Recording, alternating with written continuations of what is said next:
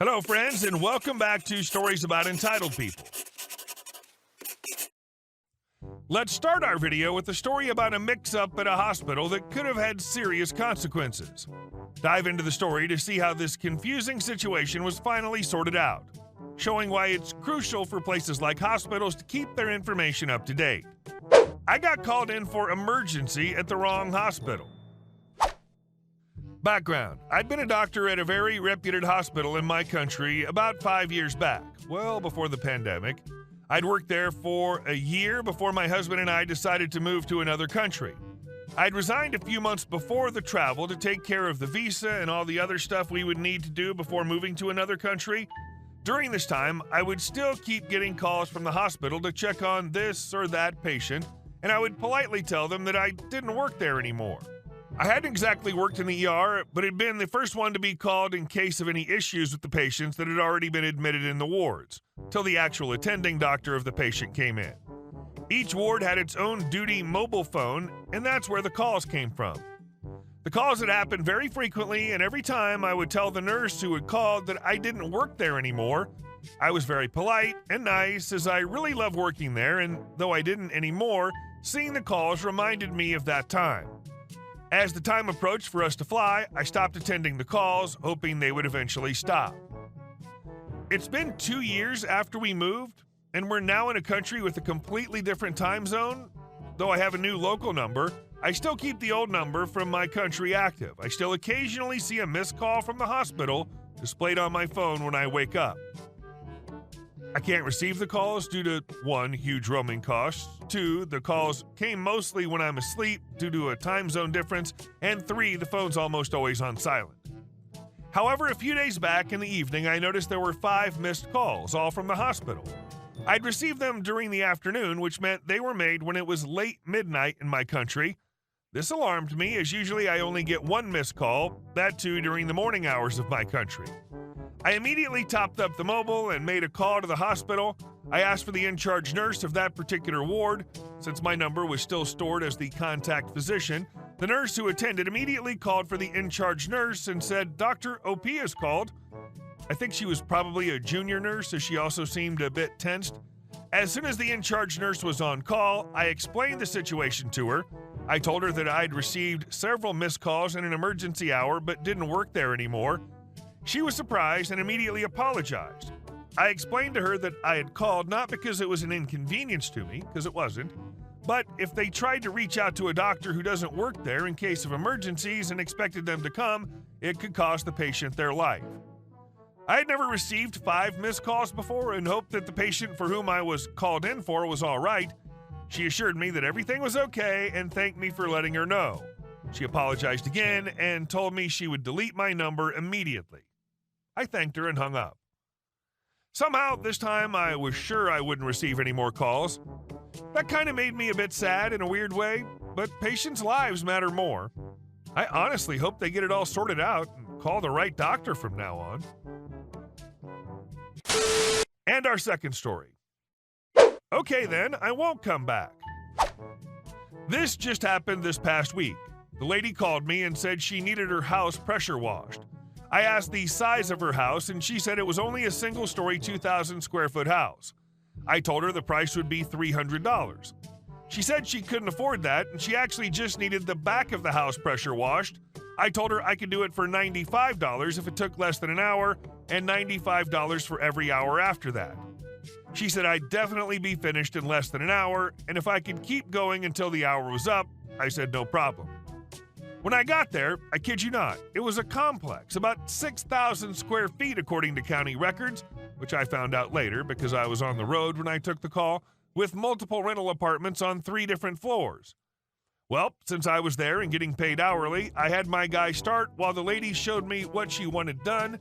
She had by this point changed her song that the most she could afford was 2 hours, and if I could do the entire house in that time. I told her absolutely not, but we'd do the best we could, especially since it would be dark in 2 hours.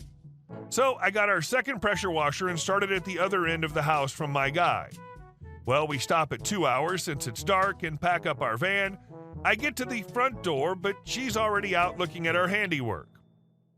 "I can't believe you didn't finish." Ma'am, I told you we wouldn't be able to finish in 2 hours and that we'd do the best we could in 2 hours. Well, I'm not paying you the full amount. She hands me $100. Ma'am, this is unacceptable. We had an agreement. You didn't finish. I said we wouldn't finish, ma'am. Well, come back tomorrow and finish, and I'll give you the rest. Ma'am, I'm not leaving until I'm paid the full amount for the work I did. Her adult son, who's a lot bigger than me, is behind her, so I'm not threatening her, just letting my feelings be known. Well, I'm not paying ahead. You won't come back if I pay ahead. Ma'am, you're not paying ahead. You're paying for the work that was already completed. She chews on this for a second, comes back with $50 and says, you'll get the rest tomorrow when you come back and finish. Then she slams the door in my face. I knew if I came back the next day, she was going to try and have me finish the entire house, at least another 2 hours, and pay me just the $40 I'd already worked for. So I maliciously complied with her request by taking the unspoken other option by not coming back. I was not going to collect the $40 she still owed me. Fool me once, shame on you. Fool me twice, shame on me. In the future, you might consider implementing clearer contracts or agreements that require a deposit or a signed agreement on the scope and payment terms before beginning work. This could help avoid similar situations and ensure both parties are clear on the expectations. And our next story. She knew I didn't work there. She didn't care.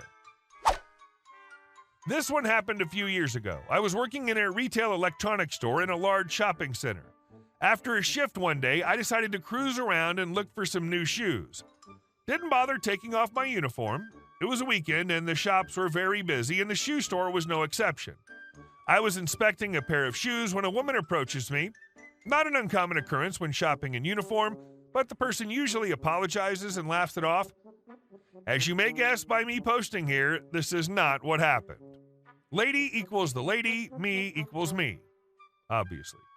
Lady, excuse me, can I get these shoes in a size whatever? Me, sorry, I don't work here. See? I flash her my name badge that shows the logo of my employer. Lady, oh, can't you just go get them anyway? Me, no. Like I said, I work for my company name, not shoe store company. Lady, it's all the same thing, isn't it? Everyone else is busy. I just want to buy these shoes and go. Me, no, shoes and electronics are entirely different things. You're asking me to trespass in their storeroom. Even if I could do that, I wouldn't because I'm not working. This is my personal time. Please leave me alone. I said this firmly but politely. The tone in her voice made me think she was not going to let up, so I just wanted to nip it in the bud. She looked like I just slapped her in the face, ditched the shoes, and stormed out of the store muttering something like, "Un-effing believable." I watched her leave and had a good laugh because what the F was that? But the story does not end here. When I went into work the next day, my boss asked me if I'd upset any customers the day prior. I told her no, but recounted the story about the crazy lady in the shoe store. Manager laughed and told me the bloody lady called the store to complain about me. Apparently, according to her, it's unacceptable that I refused to help her and spoke to her very rudely. Manager said she explained I'm only required to work for my own employer during my rostered shifts, and she could not force me to work for free at stores I was not employed at. Lady argued the point that it was so busy and she was in such a hurry and something unprofessional, customers always right, typical rambling of someone who doesn't get what they wanted before hanging up. Fortunately, my manager had a sense of humor and was laughing about it for weeks. So, she called your employer because you didn't help her at a different store that had nothing to do with your job? What the hell? A tactical Karening. The Karen gets Karened. I was witness to possibly the most hilarious Karen interaction I've ever seen. In this, I was just an onlooker and didn't play a part at all. There are three players in this dialogue: K, the Karen; UC, the nicely dressed but unfortunate customer who Karen decided worked there; and HC, the hilarious customer who... Well, it'll all become clear. Yesterday in fact, I went to pick up some groceries at Asda. As I'm shopping with my trolley, I hear the harumph of an approaching Karen behind me. But to my surprise, she walked straight past me to unfortunate customer demanding this, that, and the other, to which UC responds with, "Sorry, but I don't work here." As Karen starts accusing him of lying, etc., I figure that I'll stick around and see what happens. It might be funny, but if she assaults the guy or accuses him of something, I'll be a witness. As I'm listening to UC reiterate that he doesn't work for ASDA and Karen repeatedly accuse him of lying, hilarious customer comes past and addresses the Karen in a big booming voice. "Finally, a manager," he booms at her. "Some woman just accused me of not helping her when I'm a customer here. Now, what are you going to do about it?" Oh, the irony. Karen turns to HC and says, "What? I'm not a manager. What are you—" but gets cut off mid-sentence by HC. "Of course you're a manager. I've seen you talking to customers. Now you're going to help me."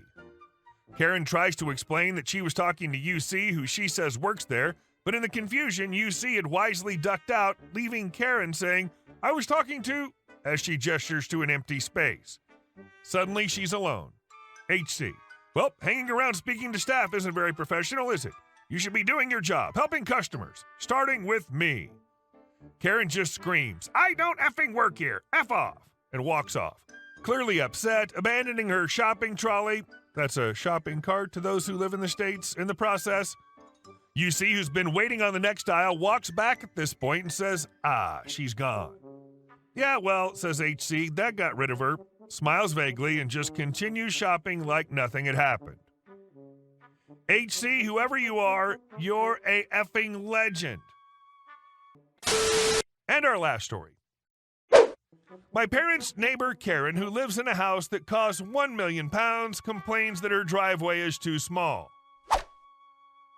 My parents live in a very well-off part of my hometown, and on a street where houses cost around £800,000 to £1 million on average.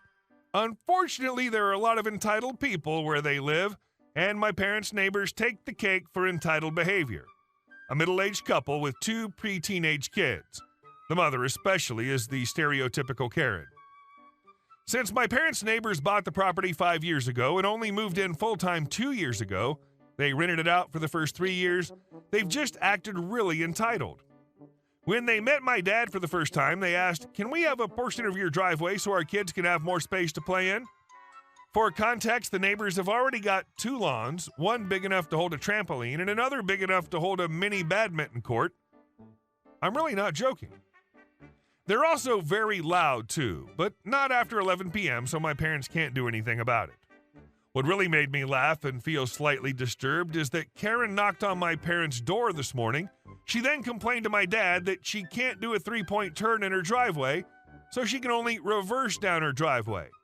Whilst, yes, it's a bit narrow in her driveway, it's still pretty big by most people's standards. Basically, from what I heard about it from my mom, Karen just seemed envious that my parents can do a 3-point turn and go down their driveway forwards, whilst Karen can only reverse down her driveway. My parents just got her to leave and just laughed about it once she left. I mean, lady, come on. You live in an area and house that most people in the UK would kill to have. And you can only complain that your driveway's too small because you can't do a 3-point turn and can only reverse down the driveway? My hometown embarrasses me sometimes due to the level of entitlement. Edit. I forgot to mention what separates my parents' and neighbor's garden is a massive fence on one half and a hedge on the other half, so it's not like it's some sort of free-for-all or anything like that. It's clearly defined whose garden is which. Hey guys, thank you all for watching the video. I'll see you in the next one.